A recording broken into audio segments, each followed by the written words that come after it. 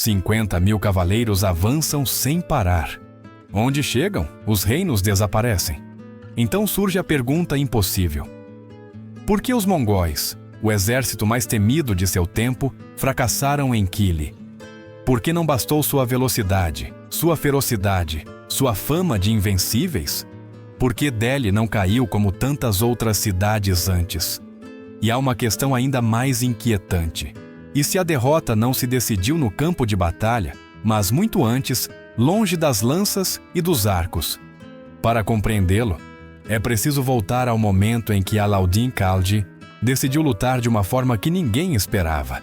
Kutluk Khwaja não avançava como um general tradicional. Não erguia cidades para governá-las, nem negociava tributos para assegurar rotas.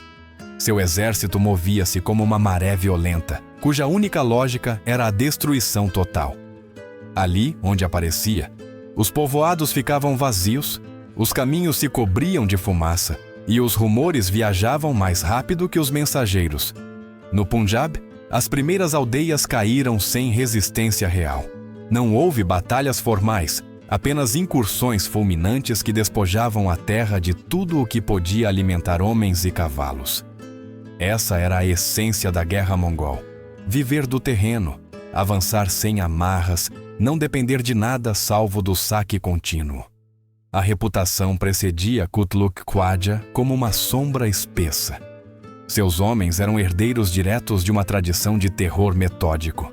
Cidades inteiras na Pérsia, na Ásia Central e no norte da China haviam aprendido que resistir significava desaparecer. Delhi conhecia bem essas histórias. Não eram lendas distantes, eram advertências recentes. Comerciantes que fugiam do norte falavam de colunas de fumaça visíveis durante dias, de caravanas apagadas do mapa, de exércitos que desmoronavam antes mesmo de apresentar batalha. A horda não só atacava corpos, atacava à vontade. À medida que os mongóis se internavam em território indiano, o pânico começou a se infiltrar em Delhi. Não como um grito aberto, mas como um murmúrio constante que percorria os mercados, os pátios e os corredores do poder. Os nobres recordavam derrotas passadas. Os comerciantes calculavam perdas inevitáveis. Os camponeses temiam perder tudo. A pergunta era sempre a mesma: quanto tempo faltava para que a tormenta chegasse às portas da capital? Kutluk Khwaja sabia explorar esse medo. Não precisava se apressar. Seu exército avançava sem trens de suprimentos, sem depósitos fixos, sem uma retaguarda vulnerável. Cada cavalo era uma ferramenta de guerra, e cada cavaleiro um combatente autossuficiente.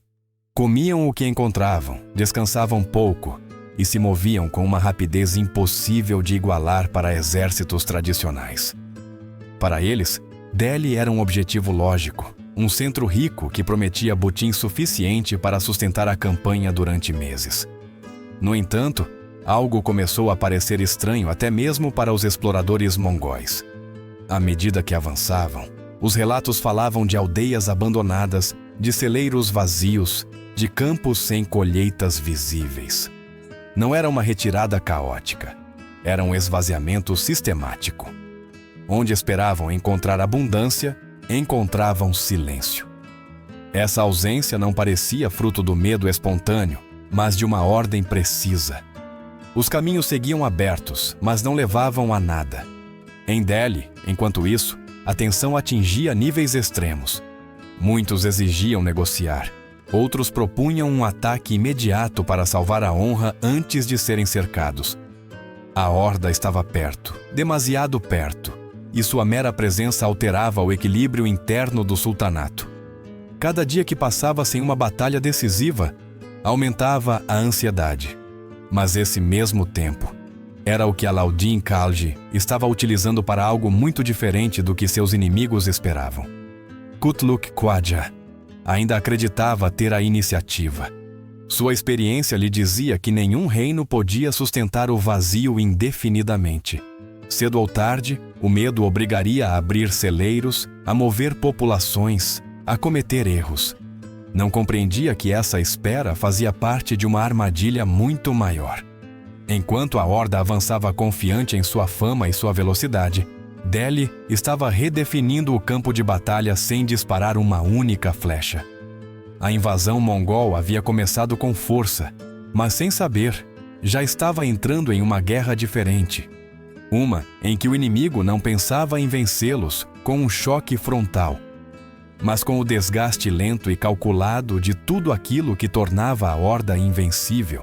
Alauddin Khalji não observava o avanço mongol como uma simples ameaça militar. Para ele, a chegada de Kutluk Khwaja era uma prova absoluta de sobrevivência do Estado. Não se tratava de ganhar prestígio nem de buscar glória pessoal, mas de evitar a aniquilação total. Havia visto o que ocorria quando os reinos reagiam por impulsos, quando apostavam tudo em uma batalha rápida ou em uma negociação desesperada. Frente a um inimigo que vivia do saque e da velocidade, qualquer erro podia ser definitivo. Dentro de Delhi, a pressão era asfixiante. Os nobres exigiam uma resposta imediata para proteger suas terras. Os comerciantes temiam que o fechamento de rotas os arruinasse mesmo antes de o inimigo chegar.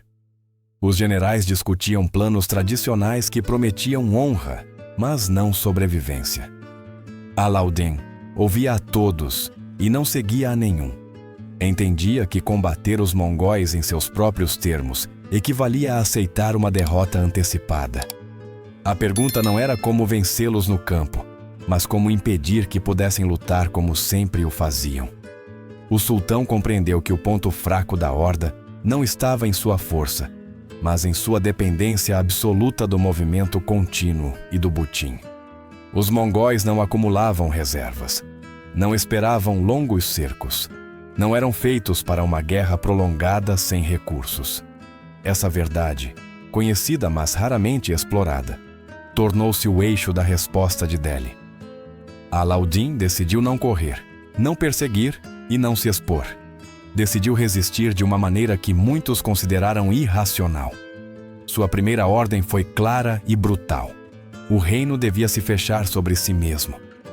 As aldeias próximas às rotas de avanço mongol foram evacuadas de forma organizada. As colheitas foram trasladadas sob custódia. Os celeiros privados passaram ao controle estatal. Não se tratava de destruir a riqueza, mas de ocultá-la. A paisagem devia deixar de alimentar o inimigo. Cada campo vazio, cada aldeia silenciosa. Era uma peça de uma estratégia que não buscava impressionar, mas desgastar. Ao mesmo tempo, Alauddin entendia que não podia permitir o caos interno. Um reino assustado podia desmoronar sem necessidade de um único ataque inimigo. Por isso começou a reforçar o controle administrativo com uma severidade inédita. As ordens não admitiam debate. O aparato do Estado devia funcionar como um só corpo, sem fissuras nem improvisações. Aqueles que duvidavam ou atrasavam seu cumprimento eram tratados como uma ameaça tão grave quanto o invasor externo. O sultão sabia que essa disciplina teria um custo político enorme. Seria acusado de tirania, de crueldade, de asfixiar seu próprio povo. Mas também sabia que a alternativa era a destruição total. Para ele, o colapso não era uma possibilidade distante, era uma certeza se agisse com fraqueza. Cada dia sem butim enfraquecia os mongóis, e cada dia de ordem fortalecia Delhi. Enquanto Kutluk Khwaja avançava confiante em sua fama, Alauddin construía uma defesa que não dependia de muros nem de batalhas espetaculares. Estava transformando o reino inteiro em uma ferramenta de guerra silenciosa. Não precisava derrotar a horda imediatamente, só precisava negar-lhe aquilo que a tornava invencível. O choque final ainda não havia ocorrido, mas a guerra já estava em andamento. Não se travava com espadas nem flechas, mas com decisões frias, com sacrifícios internos e com uma paciência que poucos governantes estavam dispostos a assumir. Alauddin Khalji havia apostado tudo em uma ideia perigosa, que o tempo e a fome podiam fazer o que nenhum exército havia conseguido antes. Alauddin Khalji compreendeu que resistir não bastava se o reino não pudesse se sustentar durante uma guerra prolongada. A horda mongol não devia encontrar fraqueza alguma quando chegasse o momento do enfrentamento. Por isso, sua estratégia deu uma guinada radical que surpreendeu até mesmo seus próprios conselheiros. A economia deixaria de ser um espaço de negociação e passaria a se converter em um instrumento direto de guerra. O sultão ordenou um controle absoluto dos mercados. Os preços dos alimentos básicos foram fixados por decreto e vigiados sem exceções. O grão, a carne, os tecidos e os animais de carga ficaram sob supervisão estatal. Os comerciantes que tentavam especular, ocultar mercadorias ou alterar o suprimento eram castigados com dureza. Não se tratava apenas de evitar abusos, mas de garantir que o exército e a população pudessem resistir sem depender do acaso. Em um reino submetido a essa pressão, a estabilidade econômica era tão vital quanto qualquer fortificação. Ao mesmo tempo, Alauddin impulsionou um sistema de registro minucioso de soldados. Cada homem devia estar identificado, equipado e pago de forma regular. O sultão sabia que os exércitos improvisados desmoronavam diante da primeira crise. Por isso apostou em uma força profissional, sustentada por salários constantes e rações controladas. A corrupção, habitual em tempos de paz, foi tratada como uma forma de traição. Qualquer desvio de recursos enfraquecia a estrutura que mantinha o reino de pé. A reorganização foi brutal, mas efetiva. Delhi deixou de funcionar como uma cidade vulnerável e passou a operar como um centro logístico perfeitamente engrenado. Os celeiros estatais se encheram sob estrita vigilância. As rotas internas foram protegidas para assegurar o fluxo constante de suprimentos para as tropas. Nada ficava à margem do controle. Cada moeda, cada saco de grão, cada animal de carga tinha um destino definido dentro do sistema. Enquanto isso, para os mongóis, a situação se tornava cada vez mais desconcertante. Seu modo de guerra dependia de encontrar recursos no caminho, de se alimentar do território que atravessavam. No entanto, a Índia que haviam invadido parecia negar-se a existir. Não havia mercados para saquear, nem aldeias ricas para explorar. O que encontravam era uma paisagem silenciosa, esvaziada de maneira deliberada. Essa ausência não era produto do medo espontâneo, mas o resultado direto de uma administração férrea. A economia, convertida em arma, começou a cumprir sua função principal: erodir a força do invasor, sem necessidade de combatê-lo diretamente. Cada dia sem butim enfraquecia os homens de Kutluk Khwaja. Cada noite sem forragem esgotava seus cavalos. A horda, acostumada a campanhas rápidas e autossuficientes, enfrentava agora uma resistência invisível que não podia atacar nem destruir. Dentro de Delhi, a tensão não desaparecia. O controle absoluto gerava ressentimento e temor. Muitos viam no sultão um tirano disposto a sacrificar o bem-estar imediato de seu povo. No entanto, essa mesma dureza evitou o colapso interno. Não houve pânico descontrolado, nem desabastecimento massivo. O sistema, embora opressor, funcionava.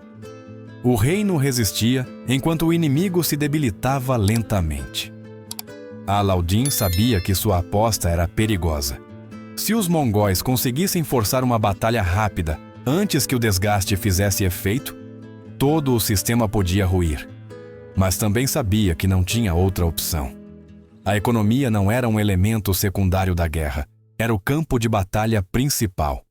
Ali se decidiria o destino de Delhi muito antes que os elefantes e a infantaria entrassem em ação. Quando a horda se aproximou de Kili, já não era a força fresca e segura de si mesma que havia cruzado as fronteiras do Punjab. Ainda era perigosa, ainda era temida, mas carregava um desgaste silencioso que não aparecia nos relatos heróicos. Alauddin havia conseguido algo que poucos governantes antes haviam obtido: obrigar os mongóis a lutar em um terreno que não entendiam, onde a paciência e o controle resultavam mais letais que a velocidade e o terror. A transformação econômica só tinha sentido se fosse sustentada sobre uma força militar capaz de resistir sem quebrar. Alauddin Khalji sabia disso. Um sistema sem um exército disciplinado não era mais do que uma ilusão. Por isso, enquanto asfixiava o invasor, negando-lhe recursos, construía em silêncio uma maquinaria bélica diferente de tudo o que os mongóis haviam enfrentado até então.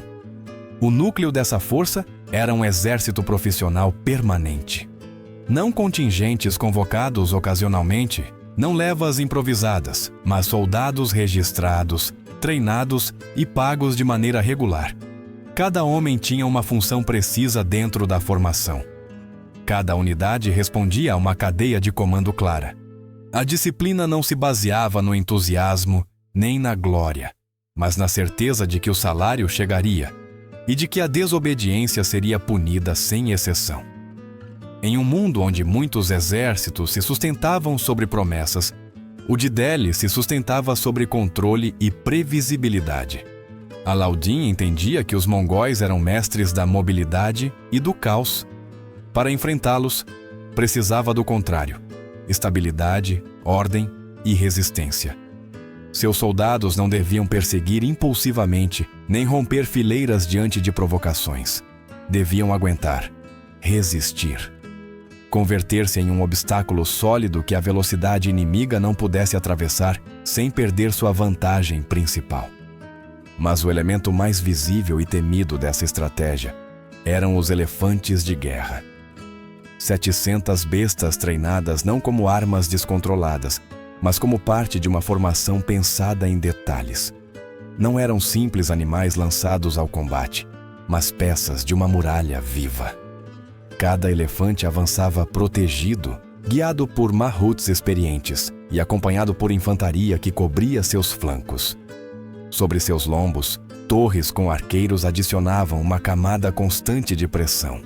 Para os mongóis, aquilo representava uma ameaça psicológica profunda. Sua cavalaria dependia do controle absoluto do cavalo e do espaço aberto. Os elefantes alteravam ambas as coisas.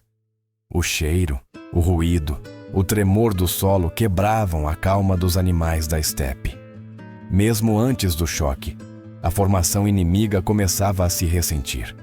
Alauddin não buscava que os elefantes arrasassem por si sós, mas que funcionassem como um muro que obrigasse o inimigo a desacelerar, a concentrar-se, a perder a fluidez que o tornava invencível. Por trás dessa muralha, avançava a infantaria profissional. Não corriam, não gritavam. Moviam-se com uma lentidão calculada, fechando espaços, absorvendo impactos e mantendo a coesão. Cada passo estava pensado para prolongar o enfrentamento, não para resolvê-lo imediatamente. A guerra, para Delhi, já não era uma explosão breve, mas um processo de desgaste contínuo. A chave estava na combinação. Os elefantes não atuavam isolados, nem a infantaria dependia unicamente de sua resistência. Tudo funcionava como um sistema integrado. Quando os mongóis tentavam flanquear, encontravam fileiras humanas que se fechavam. Quando buscavam abrir brechas, chocavam com massas impossíveis de deslocar rapidamente. A velocidade se convertia em um problema, não em uma vantagem. Alauddin havia projetado um exército que não precisava vencer rápido. Podia esperar. Podia absorver golpes. Podia manter a pressão enquanto o inimigo se debilitava por causas externas. A fome, o cansaço, a falta de forragem. Cada minuto adicional jogava a favor de Delhi. Cada hora sem uma ruptura clara erodia a moral mongol. Assim, quando ambos os exércitos se aproximaram de Kili, a diferença já era evidente. Os mongóis seguiam sendo temíveis, mas sua energia não era infinita. Delhi, em troca, apresentava-se como uma força sólida, alimentada, paga e preparada para uma confrontação longa. A muralha viva não era apenas uma formação de elefantes. Era na expressão visível de uma ideia mais profunda. A vitória não seria buscada em um golpe espetacular, mas na impossibilidade gradual de continuar lutando. Zafar Khan era o tipo de comandante que a história costuma converter em lenda. Valente, agressivo, acostumado a vencer os mongóis, atacando-os sem dar-lhes trégua. Para muitos em Delhi, representava exatamente o que era preciso diante de uma ameaça tão brutal. Ação imediata, golpe direto, coragem sem cálculo. Mas para Alauddin Khalji, Zafar Khan era também um risco enorme, uma peça imprevisível dentro de um plano que exigia controle absoluto. Enquanto o sultão apostava no desgaste e na paciência, Zafar Khan via em cada hora de espera uma humilhação. Para ele, permitir que os mongóis se movessem livremente era conceder-lhes vantagem moral. Sua visão da guerra era simples: atacar primeiro, romper a formação inimiga e forçar uma retirada rápida. Essa lógica havia funcionado em enfrentamentos anteriores, mas Kili não era uma batalha convencional. Era uma armadilha cuidadosamente preparada. Quando Kutluk Khwaja se aproximou da planície de Kili, Zafar Khan interpretou o momento como uma oportunidade única. O terreno aberto, o vento constante e a aparente dispersão mongol lhe pareciam sinais claros de que um ataque audacioso podia mudar tudo. Ignorou as ordens explícitas do sultão, convencido de que a glória no campo justificaria qualquer desobediência posterior. Para ele, morrer em combate era preferível a esperar imóvel atrás de uma muralha de elefantes. Sua carga foi feroz. Avançou com sua divisão como um projétil lançado sem retorno, golpeando os mongóis com uma violência que surpreendeu até mesmo os veteranos da estepe. Por um instante, pareceu que sua intuição estava correta. A confusão se espalhou nas fileiras inimigas e alguns setores retrocederam.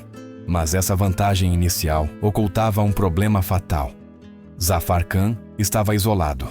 Kutluk Khwaja compreendeu o erro em segundos. Um fragmento do exército de Delhi havia se separado do conjunto, impulsionado pelo ímpeto e não pela coordenação. A resposta mongol foi imediata e precisa. Cercaram a força de Zafar Khan como uma serpente que se fecha sobre sua presa. As flechas começaram a cair sem interrupção. Os cavalos de Delhi, presos em um espaço que não permitia manobra, perderam mobilidade. A valentia se transformou em uma luta desesperada para sobreviver. Zafar Khan combateu até o final. Sua resistência foi feroz, quase suicida, mas inútil frente à superioridade numérica e à flexibilidade mongol. Sua morte não foi uma derrota menor, foi um golpe psicológico profundo para Delhi. Muitos viram em sua queda a confirmação de que enfrentar diretamente a horda era uma loucura. No entanto, para Alauddin, aquele sacrifício teve uma consequência inesperada. Com Zafar Khan fora de cena, o sultão recuperou o controle total da estratégia. Já não haveria impulsos heróicos, nem ataques improvisados que pusessem em risco o sistema inteiro. A morte do general rebelde eliminou a última variável imprevisível dentro do exército de Delhi. A partir desse momento, a batalha deixaria de ser uma sucessão de gestos individuais e se converteria em uma execução calculada. Kutluk Khwaja, por sua vez, acreditou ter obtido uma vitória importante. Havia eliminado um comandante perigoso e provado o sangue do inimigo. Não compreendia que, ao fazê-lo, havia facilitado exatamente o que Alauddin precisava: tempo, ordem e uma guerra sem interferências emocionais. Em Kili, o heroísmo isolado havia chocado contra uma estratégia projetada para não depender de heróis. Com a morte de Zafar Khan, a guerra entrou em sua fase decisiva, embora ainda não se parecesse com uma batalha tradicional. Alauddin Khalji havia eliminado o último elemento impulsivo de seu próprio lado e agora podia executar seu plano sem interferências. Para os mongóis, em troca, o conflito começava a se tornar estranho, lento e perigosamente silencioso. Não havia uma confrontação clara a resolver. Apenas dias que passavam sem butim suficiente e noites cada vez mais longas. A paisagem ao redor de Kili havia se transformado em uma arma. As aldeias evacuadas não ofereciam refúgio, nem alimentos. Os campos, vazios de colheitas, não podiam sustentar milhares de homens, nem dezenas de milhares de cavalos. Os mongóis, especialistas em campanhas rápidas, encontravam-se presos em uma espera que não haviam escolhido. Cada jornada sem recursos minava sua resistência física e sua confiança. A fome não chegava de repente, mas de forma progressiva, erodindo a força pouco a pouco. Os cavalos, o coração da maquinaria mongol, começaram a sofrer antes que os homens. Sem forragem suficiente, perdiam peso e energia. Um cavalo cansado não só é mais lento, é imprevisível. A mobilidade, que havia sido a maior vantagem da horda, começava a desaparecer. Os cavaleiros já não podiam manobrar com a mesma precisão, nem sustentar ataques prolongados. O tempo, que sempre havia jogado a seu favor, agora se tornava um inimigo implacável. Kutluk Khwaja tentou forçar uma solução. Enviou destacamentos para buscar recursos mais longe, mas essas incursões dispersavam ainda mais seu exército e aumentavam o desgaste. Cada grupo que se afastava devia regressar com algo, ou não regressar de forma alguma. A pressão psicológica crescia. Os homens começavam a se perguntar quanto tempo podiam sustentar essa situação sem uma vitória clara. A fama de invencibilidade não alimenta estômagos nem fortalece músculos esgotados. Enquanto isso, do lado de Delhi, a estratégia mostrava sua eficácia. Os celeiros seguiam abastecendo o exército. Os soldados recebiam seus salários e mantinham a disciplina. Não havia urgência, não havia necessidade de arriscar. Alauddin entendia que cada dia adicional era uma vitória silenciosa. Não precisava derrotar os mongóis em uma carga espetacular. Só devia impedir que recuperassem sua forma habitual de combater. A espera também tinha um efeito psicológico devastador. Os mongóis estavam acostumados a dominar o ritmo da guerra. Aqui, esse controle lhes havia sido arrebatado. Não podiam provocar o inimigo para que saísse a lutar, nem encontrar um ponto fraco para explorar rapidamente. O silêncio de Delhi não era passividade. Era uma pressão constante. A sensação de estar presos em um terreno hostil, sem objetivos claros, começou a se espalhar entre as fileiras. Alauddin vigiava cada movimento com paciência calculada. Sabia que um ataque prematuro podia devolver a iniciativa ao inimigo. Por isso, manteve seu exército em posições sólidas, evitando perseguições desnecessárias. A Guerra da Fome não admitia erros. Cada grão economizado em Delhi era uma flecha a menos que precisava ser disparada. Cada cavalo mongol debilitado era uma vitória que não aparecia nos relatos heróicos. Quando chegou o momento de avançar, não foi porque os mongóis haviam lançado um grande ataque, mas porque já não podiam sustentar sua presença com a mesma força. O desgaste havia feito o seu trabalho. A horda seguia sendo perigosa, mas já não era uma tormenta imparável. Era um exército cansado, obrigado a lutar em condições que nunca havia escolhido. Em Kili, a batalha não se decidiu em um instante glorioso. Decidiu-se na acumulação lenta de carências, na gestão fria do tempo e na compreensão de que a paciência podia ser mais letal que qualquer arma.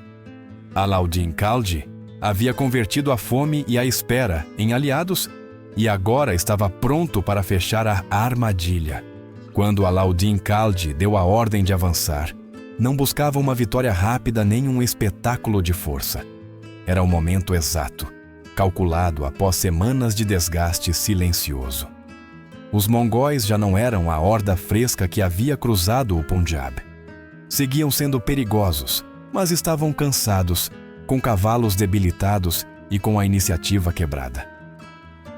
Kili se converteu então no cenário onde a estratégia completa de Delhi ia se materializar. A muralha viva começou a mover-se com uma lentidão inquietante. Os elefantes avançavam em formação fechada, não como uma debandada caótica, mas como uma frente sólida que ocupava o espaço e o tornava impossível de atravessar sem pagar um preço altíssimo.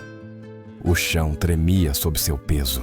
O ruído, profundo e constante, afetava os cavalos mongóis mesmo antes do contato. Muitos se agitavam, outros se negavam a avançar com a segurança de antes. A vantagem psicológica era imediata. Por trás dos elefantes, a infantaria mantinha a coesão. Não perseguia, não rompia fileiras, não respondia a provocações. Sua função era sustentar a pressão, fechar lacunas e converter cada tentativa de penetração em um desgaste adicional para o inimigo. Os arqueiros, situados em posições calculadas, mantinham um fogo constante que obrigava os mongóis a se moverem sem descanso, esgotando ainda mais suas forças. Kutluk Khwaja tentou reagir com as táticas que tantas vezes lhes haviam dado a vitória. Ordenou ataques rápidos, manobras de flanqueamento, retiradas fingidas para atrair o inimigo para fora de sua formação. Mas Delhi não mordeu a isca. A muralha avançava e se detinha quando era necessário, sempre mantendo a estrutura. A velocidade mongol chocava uma e outra vez contra uma resistência que não se decompunha. Cada tentativa de ruptura fracassava pela mesma razão. O sistema de Alauddin não dependia de um único ponto fraco. Se uma seção era pressionada, outra avançava para fechá-la. Os elefantes absorviam o impacto inicial. A infantaria consolidava o terreno e os arqueiros castigavam qualquer concentração excessiva de cavaleiros. A batalha se convertia em uma sucessão de esforços sem recompensa para a horda. O cansaço começou a ser notado de forma evidente. Os mongóis precisavam se mover para sobreviver, mas cada movimento os desgastava mais. A falta de forragem havia reduzido a resistência de suas montarias. Um cavalo exausto não pode executar retiradas rápidas nem mudanças bruscas de direção. A flexibilidade, que era a essência de seu poder, ia se perdendo em cada contato. Para Alauddin, a chave era não acelerar o final. Ordenou manter a pressão sem buscar um colapso imediato. Sabia que uma retirada organizada do inimigo ainda era possível se lhe fosse dado espaço. Por isso, a muralha avançava fechando lentamente as opções, empurrando os mongóis para uma posição cada vez mais incômoda. O campo de batalha já não pertencia à horda. Pertencia ao sistema que a estava asfixiando. Kutluk Khwaja compreendeu demasiado tarde que estava lutando em um terreno que não podia controlar. Não havia um flanco decisivo para explorar, nem um momento claro para lançar uma carga final. Tudo estava projetado para impedir uma vitória rápida. Cada minuto adicional era uma derrota silenciosa. A moral começou a se quebrar. A sensação de invencibilidade, construída durante anos, desmoronava-se diante de uma resistência que não buscava glória, apenas sobrevivência. Quando a pressão se tornou insustentável, a retirada deixou de ser uma opção tática e se converteu em uma necessidade. A muralha viva não havia destruído a horda com um golpe espetacular, mas havia conseguido algo mais importante. Havia demonstrado que os mongóis podiam ser detidos, contidos e obrigados a retroceder.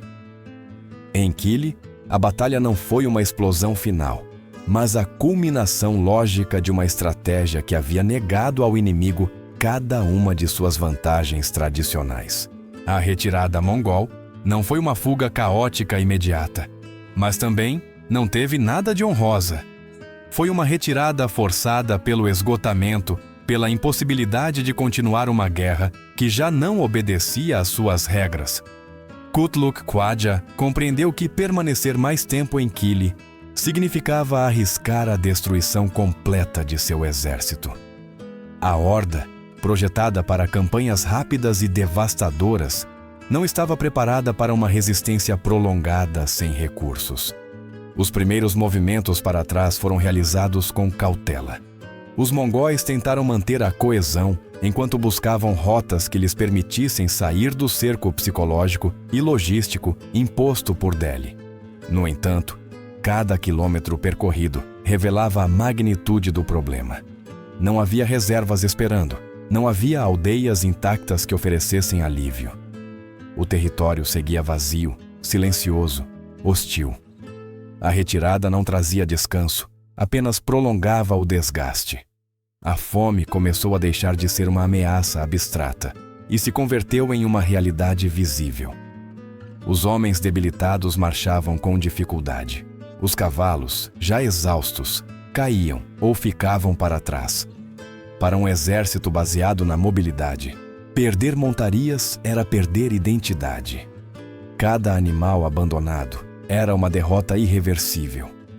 A horda que havia feito tremer continentes inteiros avançava agora com a pesada consciência de sua vulnerabilidade. À distância, Alauddin Khalji observava sem intervir. Não ordenou uma perseguição agressiva. Não buscou converter a retirada em um massacre que pudesse devolver ao inimigo um último gesto heróico. Seu objetivo não era humilhar, mas assegurar que a ameaça desaparecesse. Sabia que perseguir os mongóis em retirada podia reativar seu instinto de sobrevivência e devolver-lhes parte de sua periculosidade. A vitória, para ele, já estava alcançada. Kutluk Khwaja entendeu então a verdadeira natureza de sua derrota. Não havia sido vencido por uma carga decisiva nem por um comandante mais audaz.